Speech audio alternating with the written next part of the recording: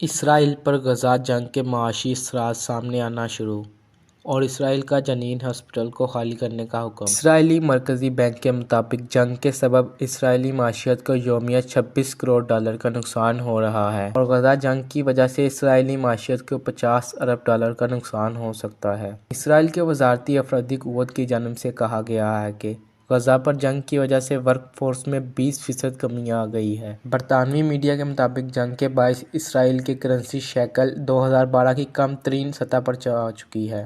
برطانوی میڈیا کے مطابق جنگ کے بعد امریکی ڈالر کے مقابلے میں اسرائیلی کرنسی کی قدر میں 0.7% کمی آئی ہے۔ دوسری جانب اسرائیل نے جنین کے مغربی شہر کے کنارے میں موجود ابن سینا ہسپتال کو فوری طور پر خالی کرنے کا حکم دے دیا ہے۔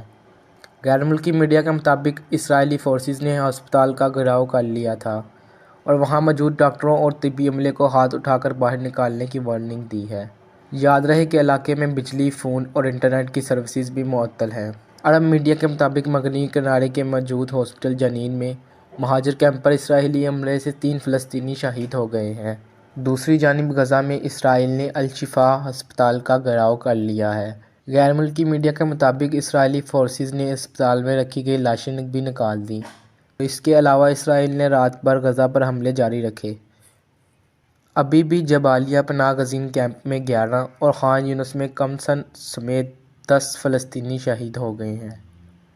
یاد رہے کہ غزہ اور اسرائیل کی جنگ میں فلسطینیوں کی تعداد یاد رہے کہ اسرائیل کے اس بربریت کی وجہ سے غزہ میں شہیدوں کی تعداد 14,000 تک پہنچ چکی ہے، جس میں 4,000 کمسن بچے ہیں۔